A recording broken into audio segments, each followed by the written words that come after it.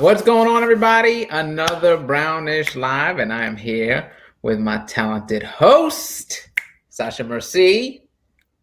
How's it going? How are you? It's going well. It's going well. Things are good. How's everything with the show on Fuse? I know we're in the lockdown. You guys had filmed a certain amount. So what are we doing? What's the game plan? Well, we're working on a quarantine version, so stay tuned for that one. So I'm excited. Okay. You sound like a news report. Stay tuned for that one. Stay tuned for that one. Yeah, it's going to be a quarantine version, and it's a little challenging, obviously, because we're all separate. Right. But I mean, it's very true to the times, so I'm excited. All right. Well, I'm excited for today. We've got a very special guest. I consider her almost like a sister in comedy. I think she's awesome. I think she's dope. You can catch her every Friday at noon. She's got her own show called True Serum. Aida Rodriguez. Well, I added my light and I got a tan. Listen here. Yeah, good. Is my social media advisor. You've been filtered. I hate social media so much sometimes. I don't think we're supposed to say that. We're supposed to give the illusion that we love this. We're supposed to. I love YouTube, right? I like the people that I like, and I do what I have to do to survive.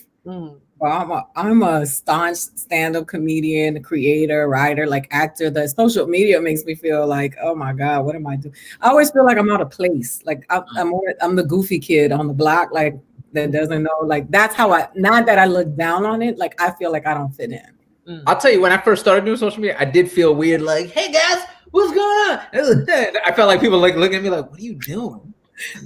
And my daughter be telling me shit like while I'm doing stuff, and she be like, what the fuck you doing? What are you doing? Sorry, I gotta fix this because I need to elevate this because it looks like me cago en 10 carajo. That's how you know I'm really Puerto Rican and Dominican. I'm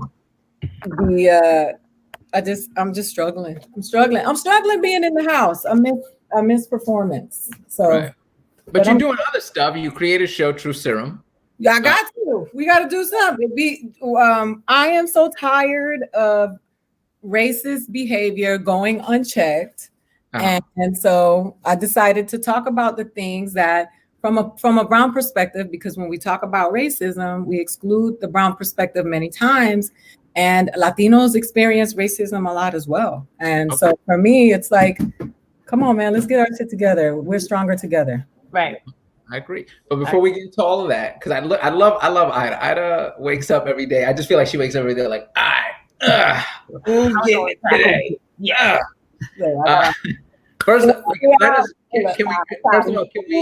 we just take a moment to congratulate you for everything you've accomplished? Yes. Thank you. Yeah, the Netflix special, They Ready.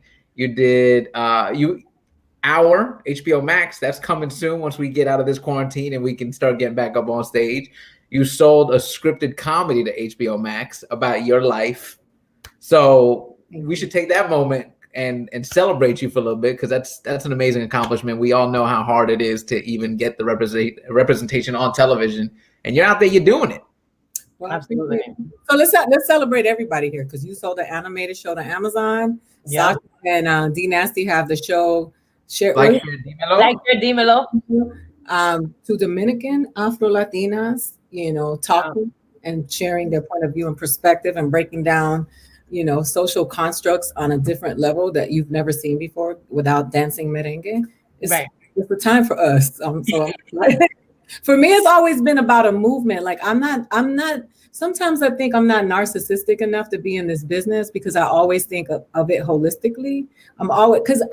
For me, when the biggest fear for me when I hear it's lonely at the top is I believe that. So for me, when I see minorities that want to be the only one who don't throw the rope back and don't extend opportunities to others or don't think about us as a whole, I always feel grossed out, because I'm like, why you want to be the only? Why you want to look around and not see people who look like you? I want to have a big ass party like at the top with my friends, eating pasteles and having fun with my people. So I just feel like it's time for our movement, man. We really need to start thinking about ourselves as a collective. Right. Absolutely. Well, I'm glad we have you on for this, because there's some things I've been dying to talk to you about. First, There's a Hollywood reboot coming of Scarface. Cuban immigrant Tony Montana stakes a claim on the drug trade in Miami. The role was played by Al Pacino, not Latino, written by Oliver Stone, also not Latino, and now they're rebooting it.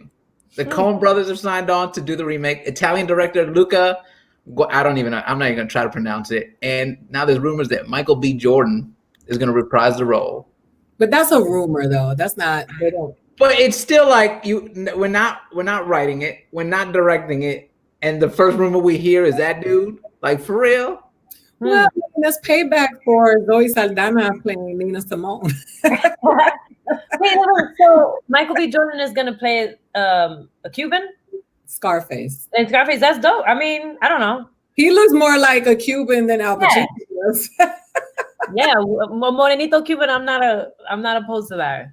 You know, I don't know if he's going to play it. I think it's a rumor, like the whole Tiffany Haddish being and coming to America too. Like all of those things are rumors. The internet, people are home right now and they don't have anything to do. So they're start crazy. Yeah, they're creating these memes. They're casting their own shows. They're doing movie posters at home. And then everybody gets all in it's not been confirmed. You know, I mean, when J-Lo played Selena, there was outrage because she's not Mexican. And I at this point, I feel like we had so many important things to really be worried about, like the laws that are being passed and all the messed up things that are happening. But yeah, I would love to see us being represented. But am I salty about Scarface? No, because Scarface is a movie that perpetuates stereotypes about Latinos anyway. So to me, it's like, it's a white man that directed another white man and telling the story with a bunch of white people about a Cuban. They got one Cuban in there, Stephen Bauer, who changed his name. And it's just like, do we really care about that? Like Scarface, my stepfather is Cuban. So when Al Pacino was in Scarface, I saw it later because I was too young to see that movie, or I don't know how old I was when Scarface came out, but I know I watched it as like a young adult because I had never seen that movie before. And when I saw it, I was like, damn, he doesn't even sound Cuban at all. Just like he didn't sound Puerto Rican in Carlito's way. You listen to him and he's like, yeah, or Carlito. He said, my name is Carlito. Like Yeah. Carlito Bragante. Yeah. White people movies about Latinos. Those are not Latino movies. Right. So why does Hollywood, I know they constantly swear and, we want to tell your stories. Then why do they hire white people to write the stories? Because when Latinos get in power, they don't create opportunities for other Latinos. And I can't blame Latinos for white supremacy and what's in play. But we do have a hand in not, you look at the showrunners and the writers' rooms, it's like people that are in positions of power don't really want to share the power. They assimilate into white culture. They don't want to be part of a whole, I don't belong to groups, I don't belong to cliques and all of that, because I think it's all bullshit. We could take pictures on Instagram and claim that we're unified, but the unity comes with the restructuring and redistribution of power. So I just think a lot of people who become powerful, they want white people to pat them on the head. They want to assimilate into white culture, and they want to say, we're just like you. And then they don't throw the rope back to other Latinos, where Black people can't hide from being Black, because Black is part of their identity. You can see that they can assimilate into white culture. And the ones that do, they eventually, like Rashida Jones, they're like, bitch, you Black, bring your ass back over here. You're not one of them. You may look like that, but we know what you are, right? And so it's just the reality of it is that Latinos are so divided within themselves that we don't, when we get famous, when we become powerful, we start looking down at our own people instead of helping them up. That's right. And there's one thing too where, people be like you said, when Jennifer Lopez was playing Selena, there was an outrage. But I was having a conversation with someone. They're like, yeah, but white people don't get upset when a British person is playing an Irish person, or when an Irish. So it's like we need to really pick our battles. If we're gonna stick together, we're gonna stick together. Not like, oh, this person's not this person not that. Are we Latino? Yes. Let's just try to be able to push that narrative and understand that we are a community that is silenced for so long because we have identity issues and we either choosing Black or white.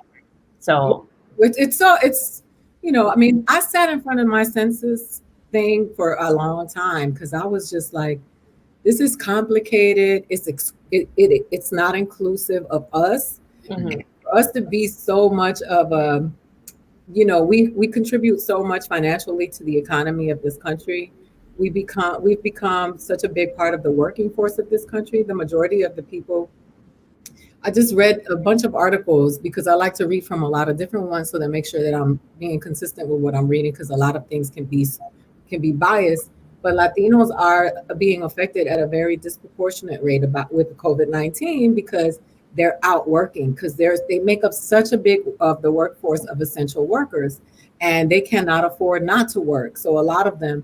So we contribute, a lot of them are still working right now, but we contribute so much to the economy. Even when you think about illegal immigrants, they said that if they tried to deport 9 million illegal immigrants, they said that the country would collapse because they are such an intricate part of our economy. So when you start thinking about how much we contribute and how much representation we have, it is very unbalanced. So you look at the census and the way they try to categorize us, and it's for political reasons, right? Because if you got half of the Latinos claiming to be white, the other half claiming to be Black, or a portion claiming to be indigenous, then they're not a collective where they have a collective bargaining power. Right. It's so structurally designed to keep us in this place. And it's just really messed up. Like, it's really frustrating. Yeah, my mother, she actually does home care for like the elderly. And once this all happened, my sister, thank God, she's there in New York with her, locked her down. She's like, you got to stay home. And then after a couple of weeks, my mom's like, I think I'm gonna go back to work. I'm getting stir crazy here at the house. Not to mention, she needs to pay the mortgage. Like, my father's passed, so there's no retirement plan. My mom doesn't have 401k. She don't got a Roth IRA she can pull out of or nothing. So she's like, I'm going back to work. And I had to legit, I felt like I was yelling at my own mother. I was like, what are you doing? I have to go. And I was like, oh, I'm sorry. Did you find a vaccine? No one else is found? Yeah. Right. She's like, you don't understand. I was like, I'll send you the money, but you have to stay home. Like, this is. We all feel like that, right? Mm-hmm. We all feel like that because most of us are not generationally wealthy. Yeah. Like, all of us are working to get our families out of the hood, Right. And unfortunately for us, that is not our reality. But we just have to remember, when we do become successful and we become rich, that we have to create something for us, because if not, they're not going to do it. They're just not going to do it. And back to the census point, like, I feel like we should be taking the census all in one room. I'm with you. It took me forever to fill out. My wife was like, wait, cling, cling, cling, cling. And then she's like, what's taking you so long? I was like, I don't know. Right. Both?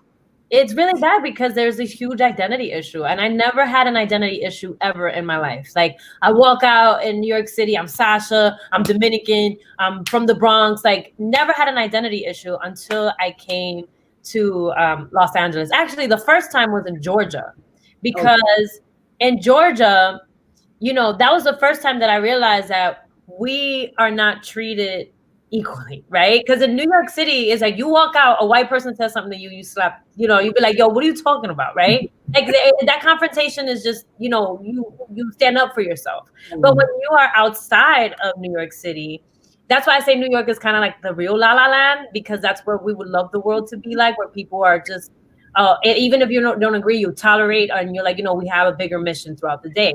But, I remember one of my cousins, she was in school, and she was on the school bus speaking Spanish, and the bus driver was like, yo, if you're going to speak Spanish, I'm not going to keep you on this bus. Like, they were going to throw her off, like, out of the bus, right? And this is a high school student.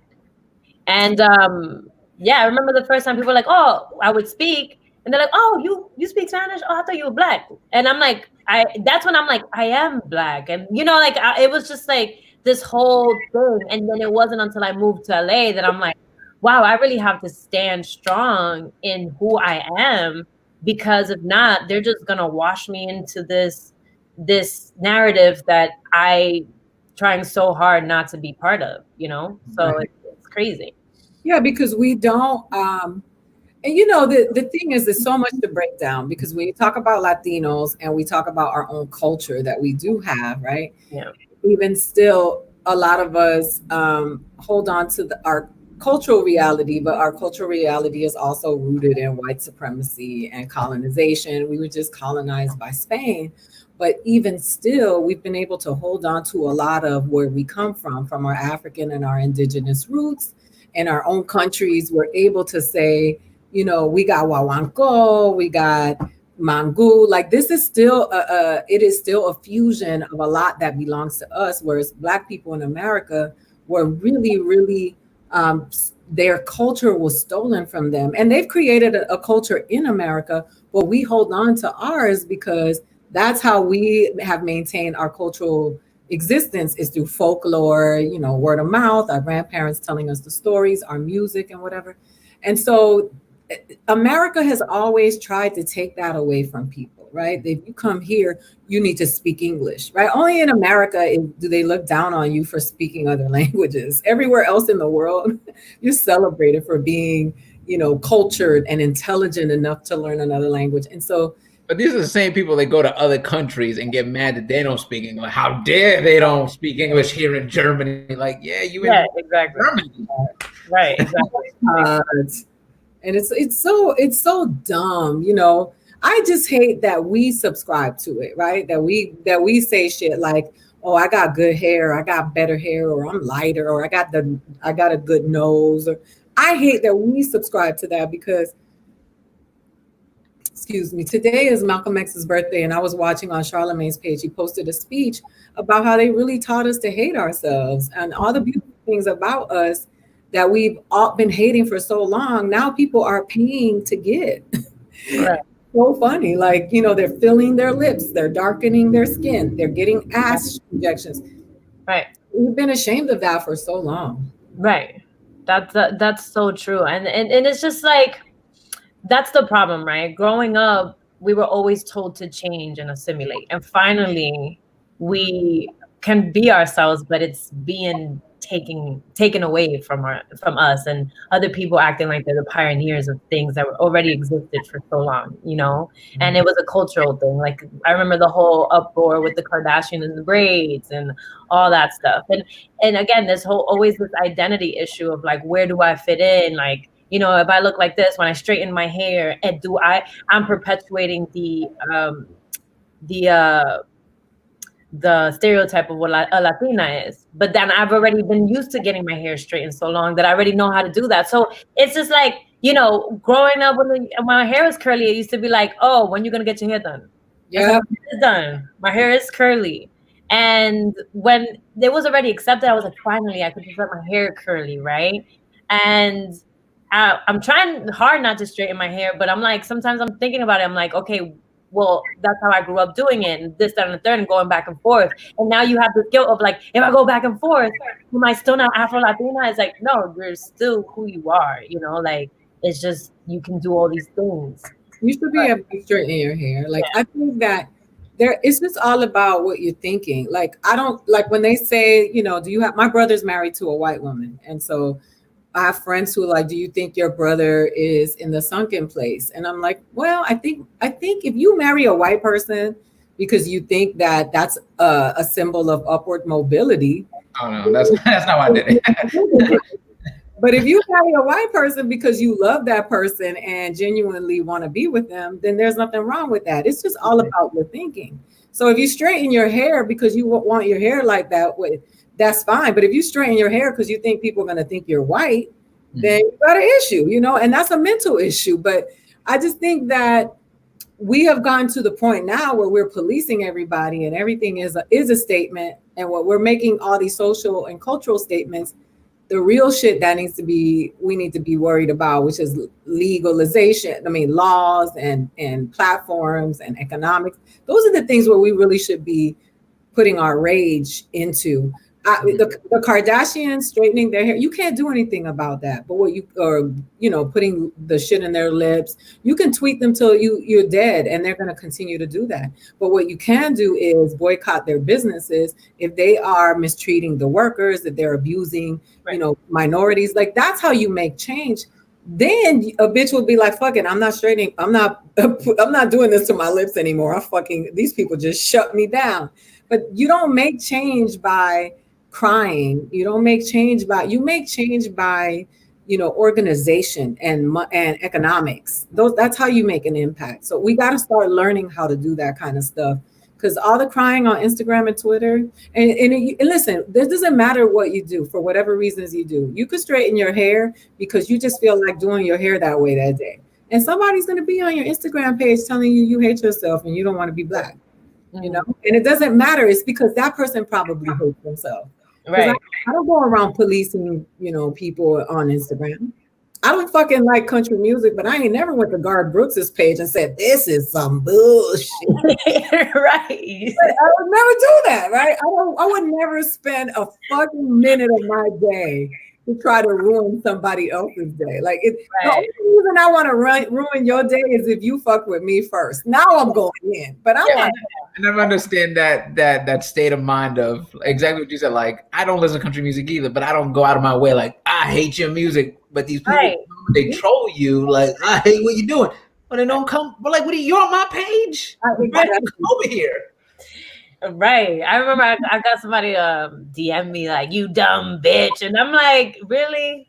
Yeah. That's like, you really went out of your way to do though. Like, but those people don't have the audacity to do that in person. They'll like people like, oh, I don't like this. Would not walk like by a restaurant. I don't like this kind of food, and then walk out because they know there's the chance of getting punched in the face. Right.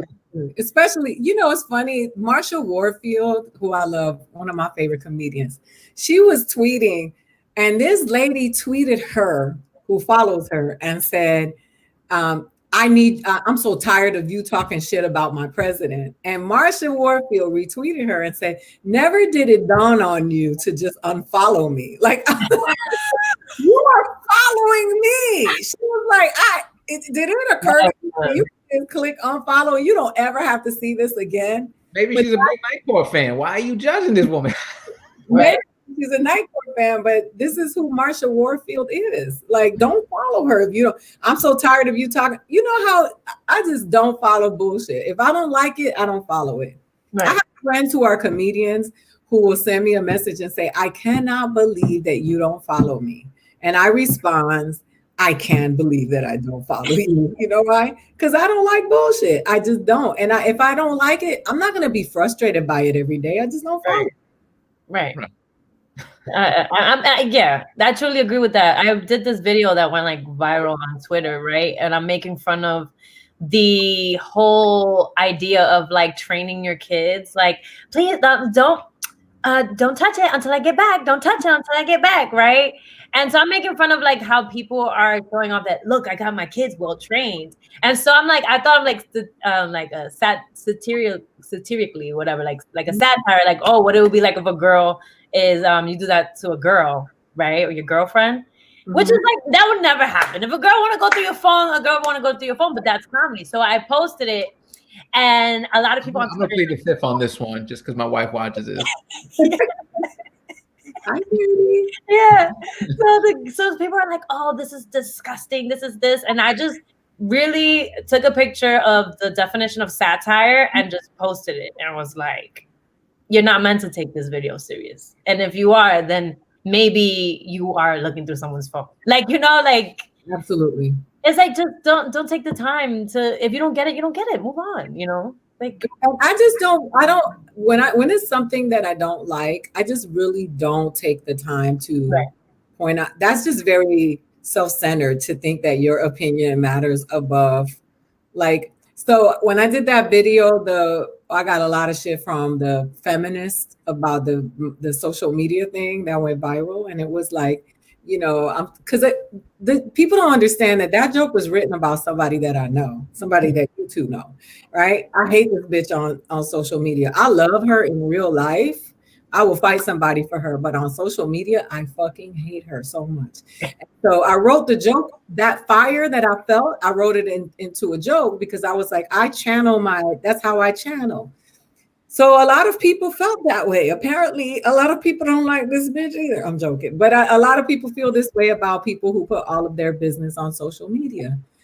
And so when I put it up, I got all these messages from these like feminine, like this Asian girl was like, don't fucking tell women what to do. And then I responded and I was like, go down the street, seek out the biggest dick you can find and chomp on that bitch for me. Okay? Fuck off my page because I will come find you. Don't fuck with me. You don't know who I am. But I was just playing, but I was like, you know, because I'm so aggressive, people think I'm so aggressive. I was like, I'm a Debo you now. And I'm like, don't have me look for you in these streets because I'm gonna beat your ass. But I was just sitting there and I was looking at all of the people who thought it was funny. And I was like, you actually thought that your opinion mattered more than 20 million people. That or 20, how many other people? I know it had views. I don't know how many people saw it. But I was just like, that's just the self-centered thinking, like, you should delete this because I don't like it. Now, if 20 million people didn't like it, we got a problem. Right. Census. But you, bitch, you who just posted some carrots and corn, if you don't get off my page, I'm going to release all this rage on you. You better leave me alone. What I love about you is people come for you. Not realizing you're like 6 feet tall. Like you, like I wouldn't mess with you. I like poke fun with you online, but in real life, I'm scared of you. I'm not even violent, though. I'm not a stereotype. And I'm writing a whole bit about that from my special because I can't stand when people say this to me. And Sasha knows what I'm talking about. Oh, don't mess with Ida. She'll cut you. I'm like, I ain't going to jail for assault and battery because you said. I wouldn't say you're gonna cut somebody, but Marina told somebody in New York, Ida will beat your ass, and I was like, no, Ida won't. I ain't going to jail for you. You have a presence to you. You're a force. So, for instance, we did New York Comedy at the New York Comedy Festival last year, right? And anytime like something wasn't up to par, accommodations or something, I would just use her name to get everybody set straight. Like, hey guys, listen, we need to fix this. Ida's about to call y'all. Oh, Ida's gonna call? Oh, we're gonna fix that right away. Done. That's not because I'm a bully. That's because I don't allow people to tell me what I'm worth. And that's not because that's just me demanding what I feel is rightfully ours. Because you think of these people, the way they treat us sometimes, and sometimes it's our own people. If it was a white person that they thought had a name, they'd be like, oh my God, do you need some peanuts? What color M&Ms do you like? Hey, can we get a blanket for you? Let's go buy some. But for us, they'd be like, oh, mira, esto come mierda, give them whatever. And I'm tired of that shit. Like, you can't just treat me whatever way you think you could treat me because I'm brown. Yeah. I mean, what I loved about you, I remember the first time that I saw your stand-up when I was like, before I even wanted to do stand-up comedy. And you had your stand-up about your daughter and all that stuff. That to me was so real that I'm like, damn, like that resonated for me so much because it was the first time that I saw a stand-up comedian talk directly to me, right? So that meant a lot to me. And I just didn't realize how much like throughout my career, I was able to be like, okay, these are the things that I'm just gonna be true to me and my world. Because when you get into this world, they try to be like, oh, how about like you don't do that?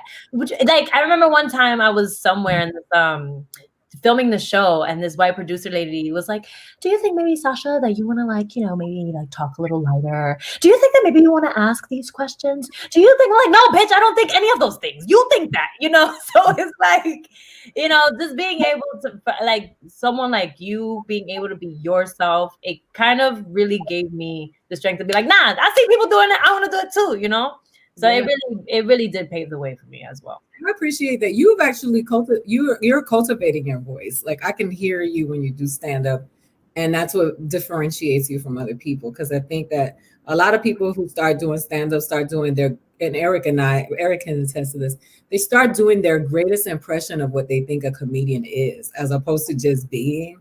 And they're like, you know, they got all the lines before I get out of here. Like they know all of but there's nothing like real in between the two ends. And you're like, what just happened? What did that person just talk about? Like, what am I going? So when you start operating from your most authentic place, you can't lose because above all things, being yourself always wins. Yeah. Well, that's why I say, like, and again, like, I don't mean to like toot everybody's horn here, but like, you guys, we should be celebrating everything we're doing because we are giving authentic representation. Like, I can't imagine what little girls when they see Sasha and Dee doing like shit Dimelo, like that look like them. Because like I have kids now, and I'm going through that whole thing now where they're like, oh, but wait, where do we fit into this whole thing? Like my son, before the lockdown, it was they were doing Black History Month, and we had go through the whole Martin Luther King Jr. thing, and then he like legit 7 years old just turns to me. He's like, wait, what color am I? And I'm like, man, you, whew, yeah, you're like you're brown. That's you're Latino. That's what it is. Where would I sit on the bus? I was like, man, we be in the back. And you were probably not even allowed to get on the bus. You just walk. And then, but that whole conversation, and I can't even imagine the effect, like just watching television and not being able to see himself has on him. Like, because growing up, there was no representation.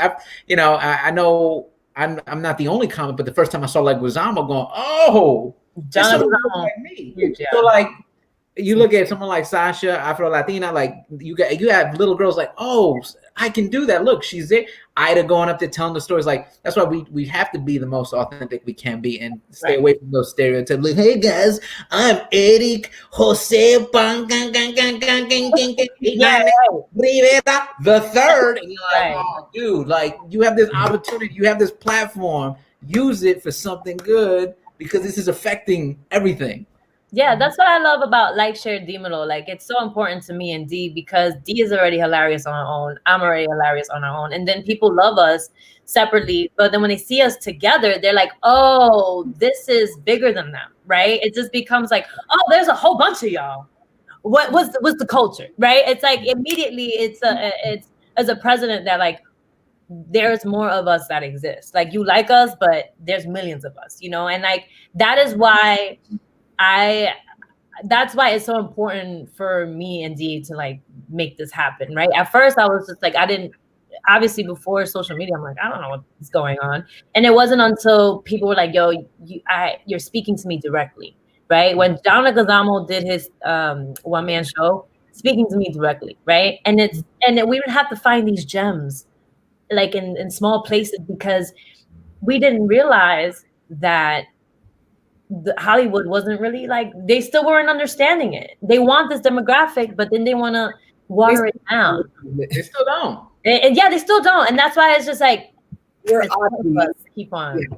They still don't understand it. And it becomes it's so much work, specifically like sitting where I'm sitting now, where I'm creating a television show and having to deal with the ideas that people have about us that I have to correct along the way and say, yeah, we don't do that. When people ask me, I mean, I did at Brownish when I did your show. People ask me, what do Latinos do on Christmas? I'm like, we burn white people and eat them. Like, what do you think we do on Christmas? Like, we do everything everybody else. We're not fucking llamas. Like, what do you think we do on Christmas? We're people. Like, we're just people. Like, we have celebrations and, maybe we say Feliz Pascuas and we don't say it's still no different than Jewish people saying Happy Hanukkah. Like, what do you think we do? And it's really hard to understand, but some people really don't see us as whole human beings. Like they see us as caricatures, and it's not even intentional. It's not malicious. It's subconscious. So sitting in the creator's seat, where my job is not only to tell the story, but to correct the stories that are being told by my counterparts, because I have to combat this and then do this. And it's such a journey. And I understand why so many shows that fall short with Latinos, because we do let white people take the driver's seat and then they drive us right into the wall. And then when they crash into the wall, they say, look what you did. It was you. It's because you were in the car. And so it's so hard to unpack. But when I started like reading scripts, I've been reading a bunch of scripts of other Latino shows that didn't go, and then the shows that have gone, and I'm like, who wrote this shit? It wasn't us. And that wrote the shows are the us that they not with us. They are perpetuating the stereotypes about us too. Right. And yeah, one of the things is like, one thing that I always see, it doesn't matter what type of nationality you are. If you're Latino, you're always about family, right? Like it doesn't matter Guatemalans, freaking Puerto Ricans, Dominicans. We're always about our community and like our family. So I feel like that's why we're always celebrating. There's always a birthday. There's always this. There's always that. So that stereotype of like, we're so spicy all the time. It's coming from a place that it's like, if we say the story and as to let them know why we're always celebrating, then that's also different because it's like, you're just acting like we're just come in the room and be like, yes, you know? Yeah, exactly. Maraca. Yeah, like. You were told to dance on stage, weren't you? Yeah. Yeah, I had a comedian tell me that if I started doing salsa during my sets, that I would blow up. And listen, I believe him. I think I might have been, if I could have but I think about some of the comedians that came before me who did do that, and they didn't blow up. But I mean, his gimmick, his idea was, if you give them something if you brand yourself with something, then people will remember you. But I've never wanted to be remembered for a gimmick. I've always be like the Latin Larry the Cable Guy. Yes. And I'm like, like I've always just wanted to be remembered for the jokes. And I'm thankful to God that everything that I've gone viral for is something that I've written. So it's always been because of my comedy, and it was my immigration joke. It was my social media joke. Like everything that I've gone viral for has always been something that I penned myself. So I'm responsible for what I'm saying. And sometimes it like my immigration joke that now this posted, a lot of white people that were Irish and Italian were very upset about it. But I don't take it back, and I don't regret saying it, because I think that it's very important for people to understand and remember where they come from. And so you see all these white people talking shit about immigrants and saying, go home, build that wall. Imagine if Native Americans would have done that to white people when they came here. Well, but that's the thing, the conversation's not being had like on 1848, the Mexican-American War. I mean, California, Mexico. So why are you trying to tell people to go back where they came from when California is Mexico, Texas is Mexico, Arizona, all these places, they straight up Mexico. So Utah, Nevada, like Arizona, like, come on. You're talking about this place that it was already Mexico. Even the city names are still Los Angeles. No, it's Los Angeles. The angel. You have the nerve to tell people to go back home. This is their home. They don't. It's like, so first of all, this is my Planned Parenthood en Español thing. So I put this. I was drinking out of this the other day. It said "Es mío, yo decido." They gave this to me in a gift bag. But I was online the other day, and when I did the Breakfast Club, so one of the people who sent me a message was like, "You one of those pro-abortion bitches that wanna," and it went into this whole thing. I blocked the person because I didn't feel that day. I was like, this person seems like they're mentally unstable, so I don't want to get into it with them, because this is gonna be, we'll be going back and forth for 3 days. Right. But that's just how crazy people are. With regards to immigration, so it's really funny because people from Central America get it the worst, because they always, when they talk about immigration, they make it seem like it's a brown thing. But the funny thing is that like Eastern Europeans, they come here, they illegally, and they human traffic, and they hire Black and brown men and women to traffic Black and brown children. And so it's like white supremacy even is at play within that. So when they talk about illegal immigrants coming here, and they always try to make it seem like it's us. People come here from Africa, they come from Asia, they come from Europe, they come from all over the world illegally, and they're always trying to make it seem like us. But the truth is that this country was stolen. And when you got to give people context, because they don't understand. Like if you own a house, right? You two own a house. Let's say you two are married and you own a house. You have built this house and you put all your furniture in it. You saved all your money. All right. These two guys come into your house and they kick you out of your own house, right? They kick you out of your own house, and then they say, you can't come back in. That's America. Right. That's America in a nutshell. And I don't think people really understand that what was going on with the Native Americans, the First Nations people, they were not transactions. They were injustices. They were like, take these beans, take this syphilis, and we'll take your land. That's what was happening. And we just can't have these conversations. And the thing is, when we're entertainers and we're Latino, people want us to keep it light, right? Because racist people are like, why you guys got to talk about that? Why you got to play the race card? Why you got to bring, they don't, it's part of our everyday reality. It's just something that they visit with. They're like, why are you always talking? Because I can't go anywhere without the cops following me, or I can't book a spot on a comedy show unless it has tacos or refried beans attached to the name. Like I want to do what everybody else gets to do, and I'm not allowed to. But I can work like everybody else. I can pay taxes like everybody else. I can contribute like everybody else, but I can't enjoy like everybody else. It's our everyday. Right. That's a fact. By the way, I totally want to write Latino Larry the Cable Guy. We got to find the catchphrase. Yeah. Instead of get her done, it's Dicky. It should be satire. And then Sasha should be popping out through the whole thing saying, this is satire. Satire. Exactly. Satire. They don't understand it. But it's I think that sometimes you got to do stuff like that, right? Because it's bring out the ridiculousness. Right. And people say, right. Oh, all right, maybe I'll put the corn on the cob. Exactly. And I think that's the power that comedy has, where people can see something, laugh, and be like, this is so ridiculous that it's not true, it won't never happen. Or sometimes people be like, I am this ridiculous and I do these things and this is funny and I'm not gonna do it again. Or some people be like, oh my God, this isn't funny. And then that those are the people that are as ridiculous. Like, I remember that I was reading this article about, I forgot what it was, but it was like back when it was a famine in Ireland. Mm-hmm. And somebody was talking about like, man, then we should start eating babies.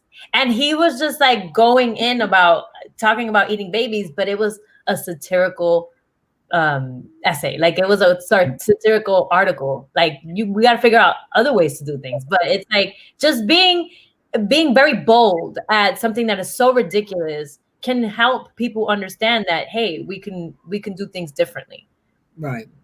But some people took that literally because they're dumb. Yeah, some people are like eating babies. Like what to deal with is that everybody's not the yeah. I think you should write. Look, I remember that movie that Angela Johnson was in. I think Carlos Mencia was in it. It was like a black family and a brown family, and the kids were getting married. And for some reason, there was a goat walking through the kitchen. And I was like, how many people do you know? Like, we got goats en el campo in our countries where we have people that are living in the country, just like here, if you go to a farm.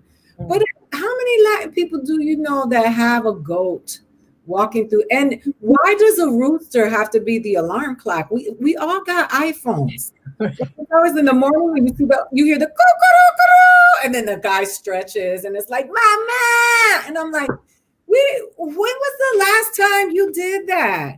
I call my mother mommy. I don't call my mother mama. And there's nothing wrong with calling your mother mama, but it's just like, it's all part of this, like, a rooster ain't never woke me up a day in my life. Y'all grew up in New York.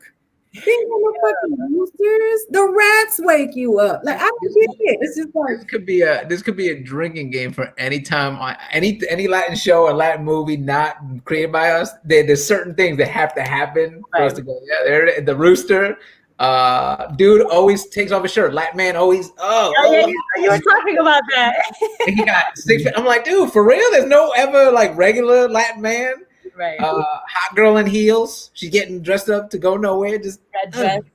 Yeah. Hot dress up. The other thing is, I know that Cardi B does the sound, the bird sound, but prior to Cardi B, I've never heard a Latina go. Never. Yeah. Never. Since Charo, like that I used to see like videos of Charo like back in the day, and is she Spanish or Mexican? I think she's Spanish. Ooh. Charo. And I'm like, Charo she's Spanish, right? Yeah. That's a white person that's from Europe that speaks Spanish. Those are not Latinos, right? So that when we see these, those are our colonizers. No offense to my Spanish friends, but it's the truth. But I'm like, what? I don't know anybody that does that. You know, like Cardi B has her signature sound, and that's something she created. But that's a Cardi B thing. That's not all Latinas do. You know, when Latinas, when we get excited, we all say, yeah. So actually, the oh curve sound came from this gay kid online that he would just be like, oh curve. It's like he used to say that all the time. After I forgot his name.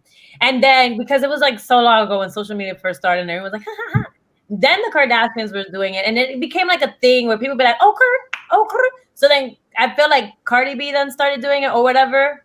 But it was just like it was this young gay boy who like. But she with the bird sound like this. Yeah, oh curve. Yeah. Okay. But I mean, I've heard a couple of people like growing up saying it, but it's always like it was not growing up, but like when this whole social media thing happened, like I guess it stuck. And so a lot of people started saying it. And then I guess it was funnier when Cardi B said it. And then she's famous. You want somebody because it doesn't, I mean, I heard Tyler Perry, Medea say, oh, Kerr. I've heard that before. Like, but I was just like the thing, like, I don't know any Latin women that do that. Like, that's not, even if a salsa comes on or a merengue, we don't say, huepa, vamos. Like, we don't do that. That was, Speedy Gonzalez was a white guy doing that voice. Wait, so that you're not going to end your special with that? Is that I know we make a little something like that, but it's like no. We dance it in my special though, but it's part of the satire of all the stereotypes. Like, thank you. That we're definitely gonna dance. We're gonna dance. We're gonna do all the stereotypes, but it's all satirical. I hope people don't think like, did you see her bust that down? Well, you got to make sure you're in charge of the editing and the trailer, because if there's a white executive like, this is the best part, and you're gonna be like, Aida Rodriguez, HBO Max. And I went through the whole special with the editor. I gave final approval on my special. Before we get out of here, me and Sasha have been playing this game called Quarantine Confession, where we confess something that we've been going through quarantine. It doesn't have to be big, so you don't have to tell us where your bodies are hidden. It's just some random that you're ready to confess today.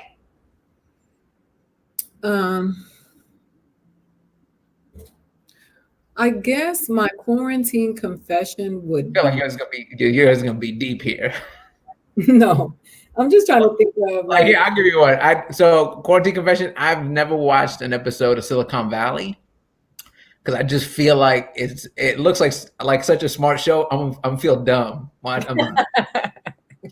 And I don't want to feel dumb, so I've refused to watch it. Even though people are like, yo, it's so funny. I'm like, I don't know. I don't want to watch this be insult my intelligence. Like, I don't get these jokes.